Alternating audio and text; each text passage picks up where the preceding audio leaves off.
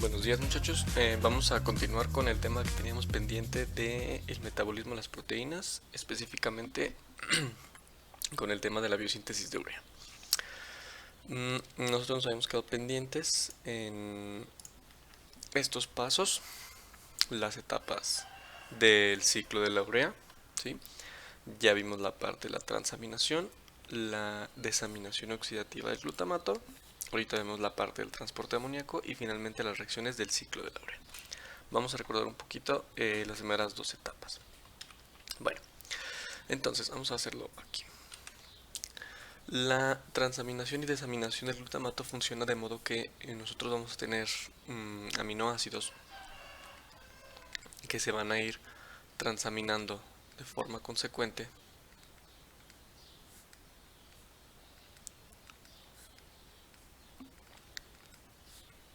hasta finalmente terminar en glutamato. En cada transaminación voy a marcar aquí con rojo. Todos estos son transaminaciones y al final se da una desaminación. Esta la vamos a marcar con azul. En cada transaminación, pues obviamente se van generando diferentes sustratos, que son cetoácidos. Esos cetoácidos un cetoácido, otro cetoácido. Esos cetoácidos usualmente se pueden utilizar para diferentes elementos o diferentes cosas dentro del metabolismo del cuerpo, pero son una serie de transaminaciones para terminar en una desaminación oxidativa, en donde esa desaminación también me genera un cetoácido, pero finalmente me genera amonio. Bien, este es la primera, corresponde a las primeras dos fases. Por un lado, todo esto corresponde a la transaminación,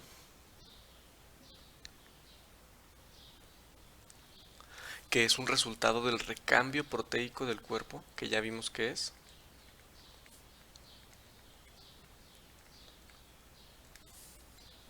Y la segunda fase es la desaminación del glutamato.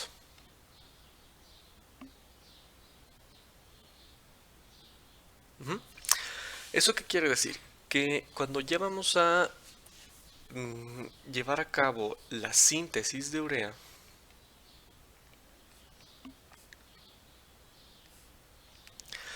esa síntesis de urea depende de amonio o del amoníaco.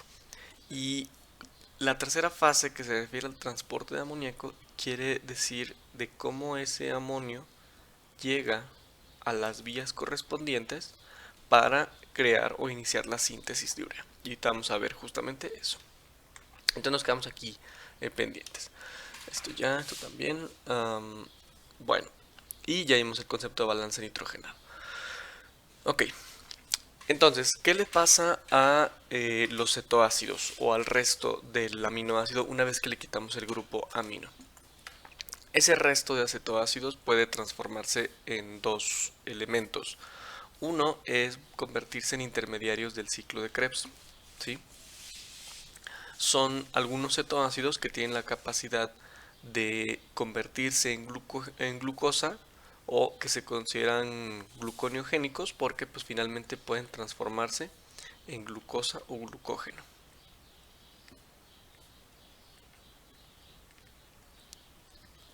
Y hay otro grupo de cetoácidos que son aminoácidos que provienen de aminoácidos que son cetogénicos y estos pues pueden transformarse en cuerpos cetónicos.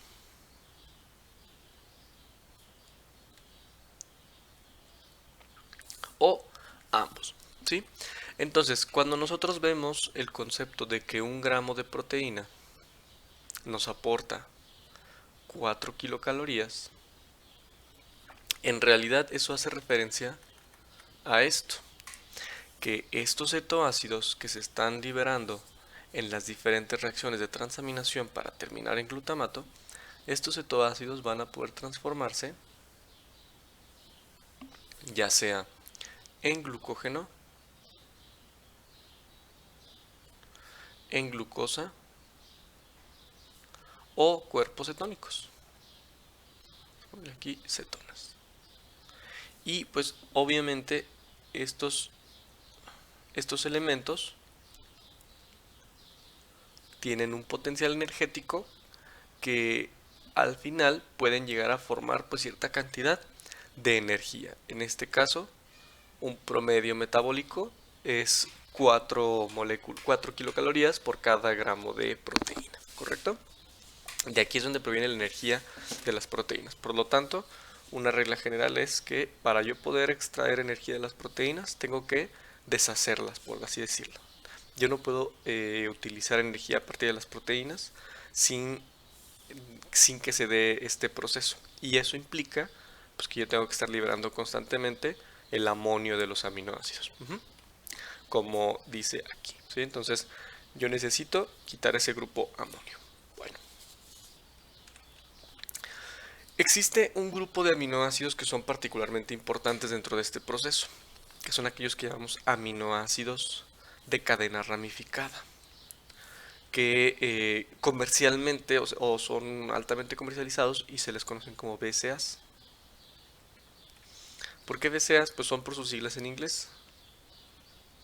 Brand Chain Amino Acids. Pero es lo mismo, ¿sí? En español usualmente los sabríamos como aminoácidos de cadena ramificada. ¿Por qué son importantes? ¿O cuál es la característica de estos aminoácidos? Estos aminoácidos, a diferencia del resto que se degradan o se transaminan y desaminan en el hígado, estos se van a desaminar y transaminar en el músculo. Y esto se da porque el hígado no tiene la enzima específica que se encarga de hacer el desdoblez o la degradación de ese tipo de aminoácidos. Y tenemos 3 aminoácidos ramificados, esto es importante para que lo tengan en cuenta: la leucina, la isoleucina y la valina. Cuando estos aminoácidos se desaminan, van a generar o tienen la capacidad de generar acetilcoenzima y acetoacetato, acetilcoenzima y succinilcoenzima y succinilcoenzima. Todos estos, a excepción del acetoacetato, todos estos son intermediarios del ciclo de Krebs y por lo tanto tienen un potencial energético. Y el acetoacetato va relacionado con la formación de cuerpos cetónicos. Ahora, ¿por qué se comercializan? ¿Por qué se venden aminoácidos de cadena ramificada? Bueno, sucede lo siguiente. Vamos a hacer una anotación aquí. Normalmente, cuando consumimos proteínas, pues estas primero llegan inicialmente al hígado y en el hígado se da todo este proceso de transaminación, desaminación. El hígado pues las manda a los tejidos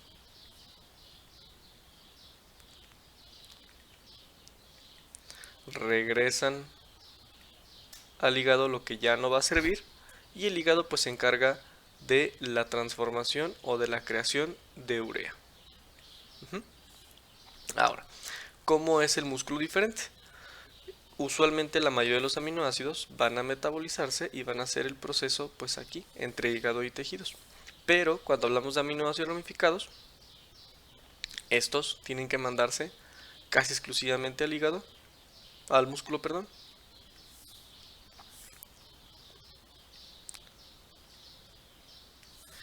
Y aquí se hacen los procesos de recambio proteico.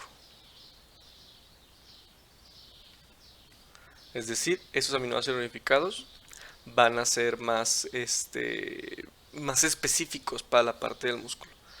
Aún así regresan al hígado para la síntesis de urea, pero no someten o no causan una carga metabólica al hígado, sino que más bien la carga metabólica se va hacia el músculo. Y eso me da la característica de que son más útiles dentro de este órgano y no del hígado, ¿sí? Es decir, yo los puedo aprovechar más fácilmente a nivel muscular, ¿ok? Bien, por eso son tan utilizados, porque pues obviamente me me hacen un recambio proteico más importante a nivel muscular y eso pues se relaciona con un aumento de masa muscular o la conservación de la masa muscular, que ya eso pues es una cosa controversial de realmente funcionan o no, pero ese es el fundamento fisiológico de por qué son tan comercializados y por qué son tan utilizados. Bien, y son estos tres, ¿sí? Leucina, isoleucina y valina, solamente son esos tres.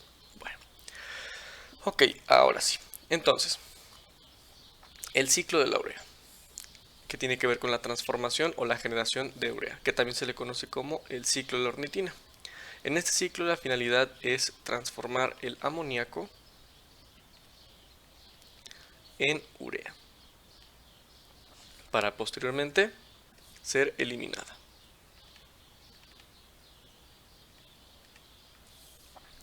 Ya quedamos que ese amoníaco proviene de los aminoácidos, más específicamente o en su mayoría del glutamato. Y a diferencia de lo que la mayoría de las personas consideran, este proceso se da en el hígado, ¿sí? Es decir, ¿dónde entra el riñón? Porque sabemos que hay una relación entre urea y riñón, pero el riñón no la produce, el riñón solamente se encarga de eliminarla. El hígado es el que se avienta de alguna manera pues todo el trabajo de producir la urea. Por lo tanto, la carga de la degradación y transformación proteica va a caer totalmente en el funcionamiento hepático. Y eso pues nos va a explicar el por qué cuando una persona tiene algún problema en el hígado se ve afectado o se ve modificado la provisión y la fisiología de las proteínas dentro del cuerpo. Bueno, este es el ciclo de la urea. Está conformado de 5 reacciones diferentes.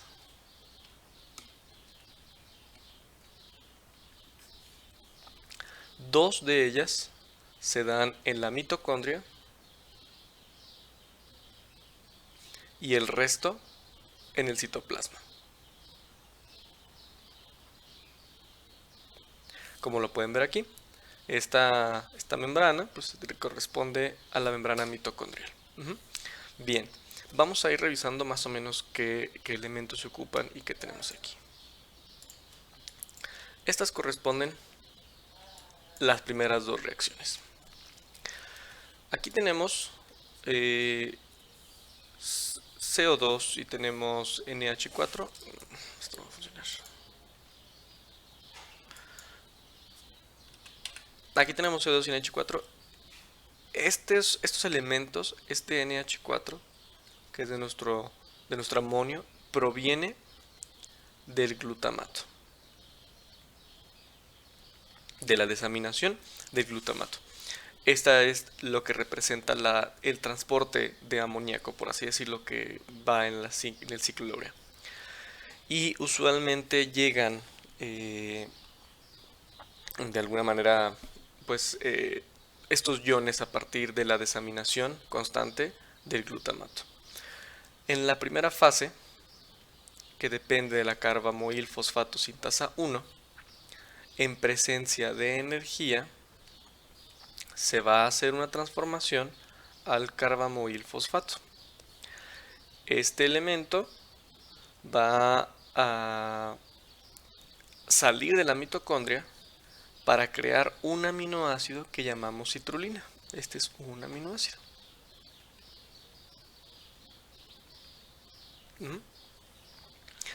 Esa citrulina va a sufrir una transformación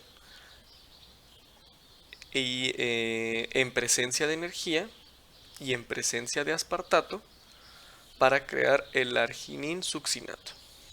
El aspartato va a funcionar como un segundo donador de un grupo amonio. Por esa razón, el arginin succinato va a tener aquí dos grupos amonio o amina. Y necesitamos energía. Ese arginin succinato va a liberar fumarato. Y al liberar fumarato se va a transformar en arginina. Este también es un aminoácido. Este también es un aminoácido. Y pues obviamente este también. Esa arginina va después a sufrir una separación de este fragmento de aquí. Este fragmento de aquí se va a separar o se va a desprender y va a generar la urea, que es básicamente la unión de dos iones de amonio más agua. ¿Para qué? Pues para crear ese enlace de oxígeno, ese enlace entre los dos amonios, el carbono y el oxígeno. Y el resto de la arginina se de alguna manera se desprende para formar nuevamente o para formar un compuesto que se llama ornitina, que también es un aminoácido. La ornitina vuelve a interactuar con el carbamil fosfato para que se le agregue otro amonio y repetir el ciclo, ¿correcto? Se llama un ciclo porque constantemente estamos reutilizando y moviendo estos conceptos. Ahora, estos aminoácidos en particular, ornitina, citrulina, no son aminoácidos que hemos visto dentro de aquellos que consideramos esenciales o no esenciales, porque recuerden que yo les comentaba que hay 20 aminoácidos que forman parte de la estructura del cuerpo, pero no son todos los aminoácidos que existen. La ornitina y la citrulina son aminoácidos que se producen dentro del organismo, pero que no funcionan o que no nos funcionan a nosotros para, para crear estructuras corporales, sino que su solo trabajo es ser acarreadores o ser de alguna manera transportadores e intermediarios en el ciclo de la urea. Ahora, entonces, para que yo pueda crear urea voy a necesitar diferentes elementos. Vamos a ponerle aquí elementos necesarios.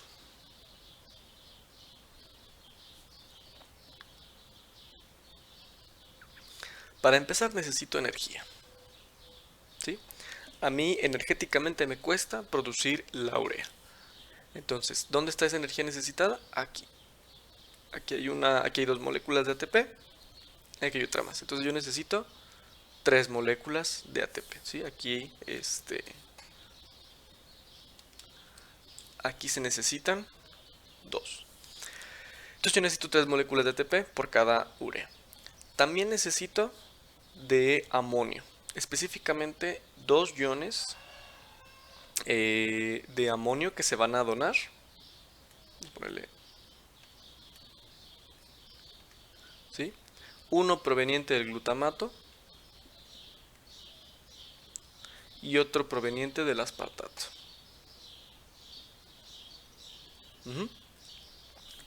Necesito enzimas. Necesito 1, 2, 3, 4, 5 enzimas. Pero de todas ellas la más importante es la primera. Esta de aquí. La carbamil fosfato sintasa 1. Porque esta es la enzima que va a regular o va a controlar la activación del ciclo. Entonces esa es la más importante. Una vez activada esa enzima, quiere decir que el ciclo se va a llevar a cabo. El resto de las enzimas nada más son como, digamos, intermediarios para que funcione. Y necesito la interacción de otros aminoácidos, específicamente la ornitina, la citrulina, el aspartato, el argininsuccinato, ya no me cabe aquí, por acá,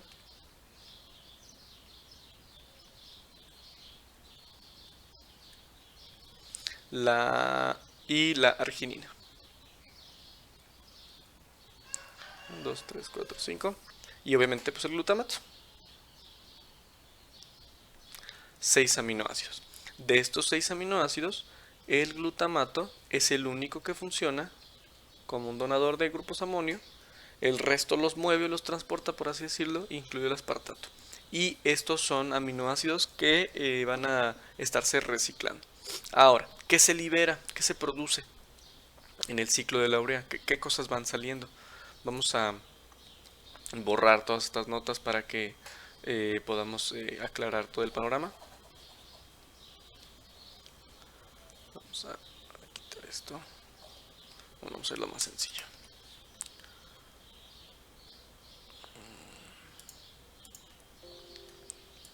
Vamos a hacerlo más simple. Ok. ¿Qué se va liberando? Bueno, en las diferentes reacciones del ciclo de la urea vamos liberando diferentes elementos. ADP más PI. este ADP más PI va a funcionar como un sustrato en la cadena transportadora de electrones, que posteriormente puede formarse en ATP nuevamente, ¿sí? Aquí igual el AMP más fósforo, más dos fosfatos inorgánicos también se va para acá. Se libera fumarato. El fumarato es un intermediario del ciclo de Krebs que tiene el potencial de pues continuar el ciclo. Se libera urea. La urea viaja a través de la sangre hasta el riñón para ser eliminada. Y esos son nuestros productos de desecho. A diferencia del metabolismo de los otros elementos, como son los hidratos de carbono y los lípidos, bueno, en el caso de los lípidos, cuando hablamos de cuerpos tónicos, la urea va a ser nuestro producto de alguna manera de desecho, que es, pues realmente no es tóxico como tal, siempre y cuando se elimine el riñón. Sin embargo, si por alguna razón la urea se queda en la sangre, sí puede ser tóxica. Entonces, aquí vamos a tener como secuencia, vamos a hacerlo ahora acá, la intervención de diferentes órganos. Vamos a tener en general proteínas, aminoácidos, tenemos el amoníaco como un producto de desecho, el hígado, la urea y finalmente el riñón. Bien, entonces, dependiendo de la secuencia del evento es lo que podríamos esperar encontrar dentro del organismo. Por ejemplo, si por alguna razón el hígado no funcionara, lo que va a pasar es que el amoníaco que llega no se transforma en urea y esto elevaría la concentración de amoníaco en sangre,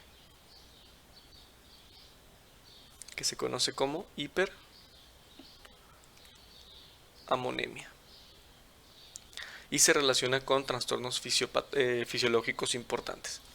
Y esto es común cuando hay algún tipo de daño hepático.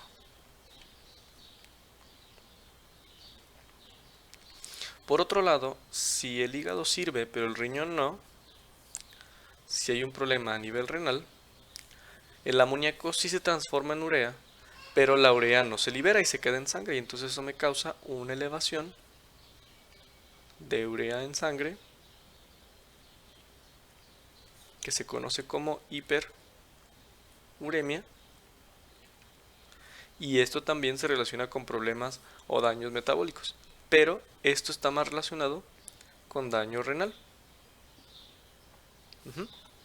Entonces, esto de alguna manera nos ayuda un poco a identificar dentro del trastorno de las proteínas cuál órgano está implicado. Si yo tengo un paciente que tiene hiperamonemia, entonces yo sé que el problema está más ligado hacia el hígado, y si tengo un paciente con hiperuremia, entonces sé que el problema está más ligado al riñón, ¿sí?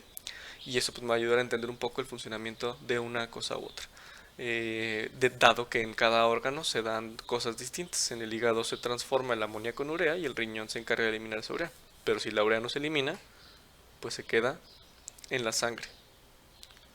Y si el hígado no sirve y no puede captar el amoníaco, pues el amoníaco se va a la sangre.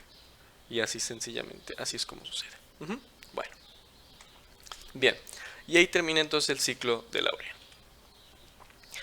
¿Cuáles van a ser las funciones del ciclo en general? El ciclo de urea es nuestro principal mecanismo para eliminar y deshacernos del nitrógeno. Recordando que el nitrógeno, como elemento que contribuye a la formación de aminoácidos, pues tiene una función limitada y una vez que ya cumplió su función hay que eliminarlo. La urea que se produce es soluble en plasma, es decir, puede circular fácilmente a través de la sangre sin causar daño a menos que esté en altas concentraciones. Es neutra eléctricamente, no afecta al pH sanguíneo y pues se elimina en el riñón, ¿sí? Entonces, El ciclo de la urea tiene como función principal eliminar ese nitrógeno, y más que eliminarlo pues es reutilizar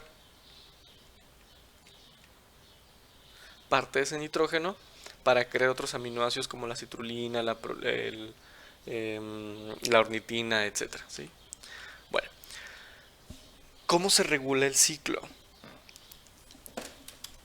Vamos a tener diferentes elementos que regulan la actividad del ciclo de la urea. La ingesta de nitrógeno, es decir, la ingesta de proteínas. Para empezar. Y aquí es donde hablamos que mientras más proteína consumo, más proteína elimino. ¿Por qué? Porque se da mayor expresión enzimática y por lo tanto hay mayor velocidad del ciclo y mayor producción de urea. Por lo tanto, el ciclo se va a activar principalmente por la ingesta elevada de proteínas. Pero no solamente se va a activar por una mayor ingesta de proteínas, sino también se va a activar por una actividad catabólica de proteínas. Es decir, si yo estoy consumiendo mucha proteína, pues esa proteína la tengo que degradar, la tengo que transaminar y desaminar para eliminar finalmente el nitrógeno. Pero también si estoy en un proceso infeccioso, en un proceso de enfermedad, se catabolizan muchas proteínas y esas proteínas que se deshacen tienen que finalmente liberarse o producir urea. Y eso se da a través del ciclo. Ok.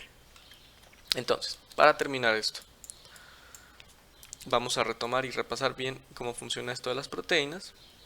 Entonces vamos a poner aquí proteínas en la dieta.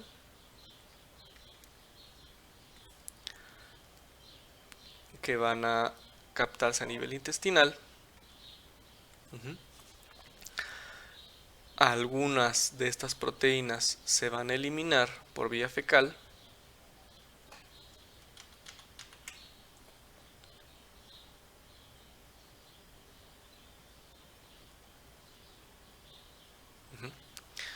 Otras se van a captar en el hígado. El hígado las va a transportar a diferentes tejidos.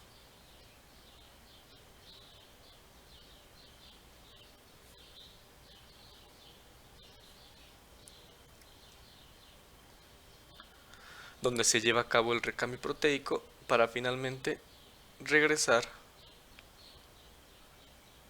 del hígado a los tejidos. El hígado va a llevar a cabo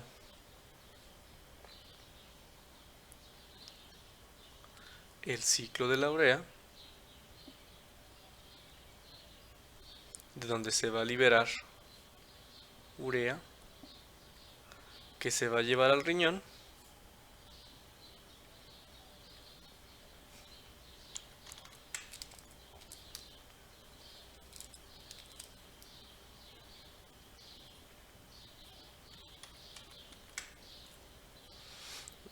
para ser eliminada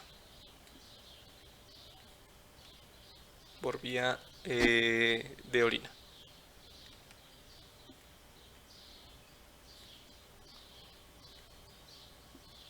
Bien, esta es la secuencia que siguen las proteínas que consumimos.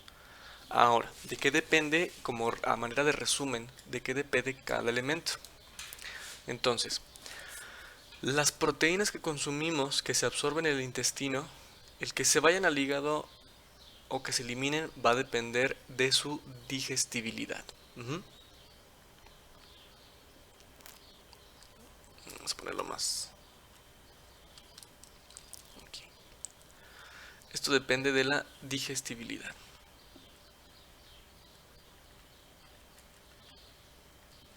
¿Sí? Recordando que el índice de digestibilidad pues, va a ser diferente para cada proteína. Mientras menos digestible sea una proteína, más se elimina esa proteína en las heces fecales. Y mientras mejor sea, más se retiene o se absorbe a nivel hepático. Para esto no es regla, pero usualmente la proteína de origen animal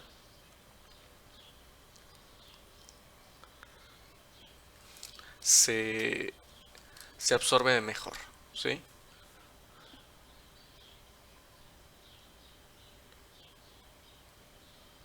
Usualmente se absorbe mejor. Bueno, una vez que llega al hígado, el hígado se encarga de captar esos aminoácidos, ¿sí? Recordando que pues, no absorbemos proteínas completas, sino que absorbemos aminoácidos.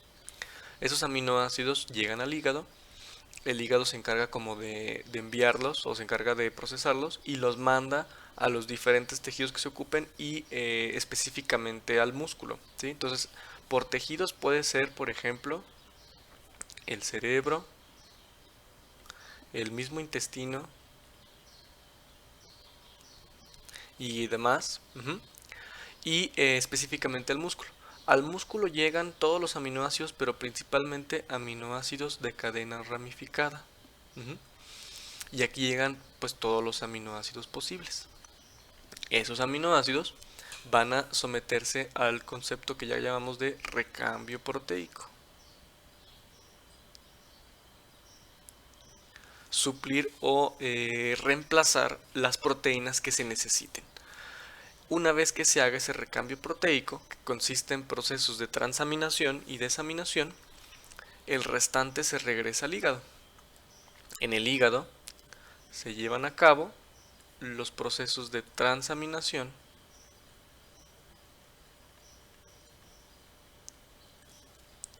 y desaminación para formar finalmente amonio o amoníaco que va a ser captado para la producción de urea. Y recordar que de esta transaminación y desaminación se liberan cetoácidos que pueden formar glucosa o cuerpos cetónicos.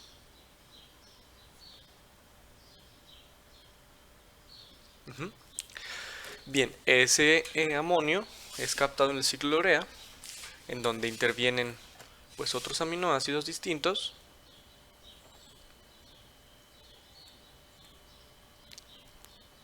y se liberan algunos intermediarios del ciclo de Krebs, pero finalmente se libera la urea y la urea es captada en el riñón para eliminarse, ¿sí? Entonces, así funciona.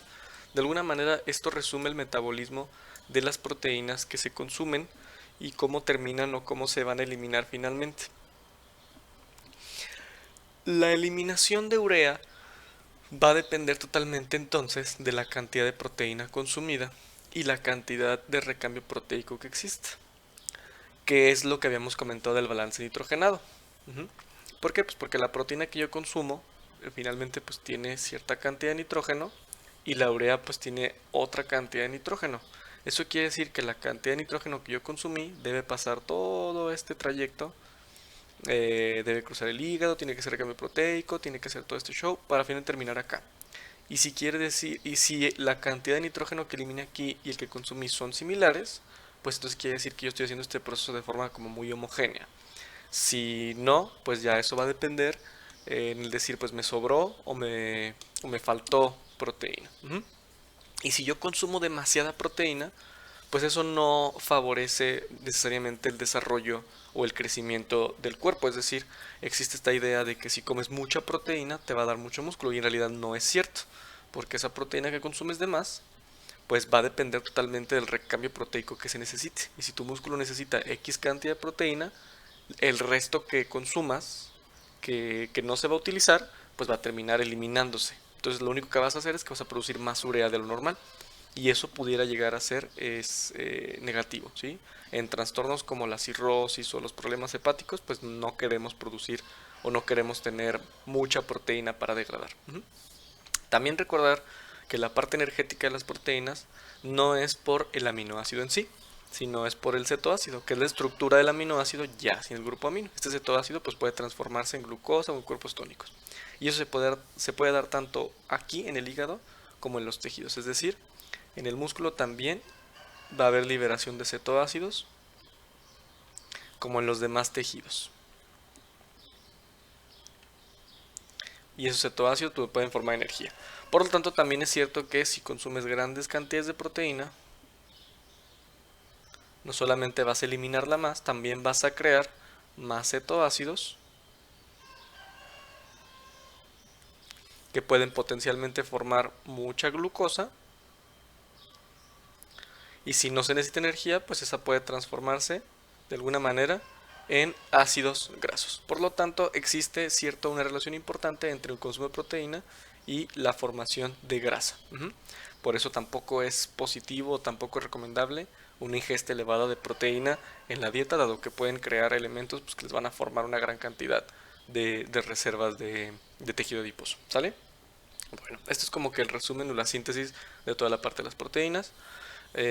Ustedes hicieron una tarea que va relacionada con los aminoácidos no esenciales. Eso entra en su mayoría a nivel hepático o a nivel muscular, en donde se crean aminoácidos pues, que se ocupan para el recambio proteico, ¿sí? Pero se hacen a partir de aminoácidos esenciales. Entonces, usualmente nosotros queremos consumir una buena proporción de aminoácidos esenciales para que el cuerpo se encargue de crear esos aminoácidos no esenciales a través de diferentes reacciones de transaminación y demás, en donde, como ya ustedes vieron, se liberan cetoácidos, como puede ser el piruvato, por ejemplo, que es un intermediario en las reacciones energéticas. ¿Sale? Bueno, pues entonces con eso terminamos el tema de las proteínas, y estaremos viendo ya más adelante otro tema de otro sustrato que no, de otro elemento que no es necesariamente energético, pero que sí participa dentro del metabolismo del cuerpo. ¿Sale? Si tuvieran alguna duda de este tema, no olviden enviarme un mensaje o escribir en el foro de discusión de la materia, y ahí resolvemos las dudas relevantes o referentes al metabolismo de las proteínas. ¿Ok? Entonces nos vemos en la siguiente clase.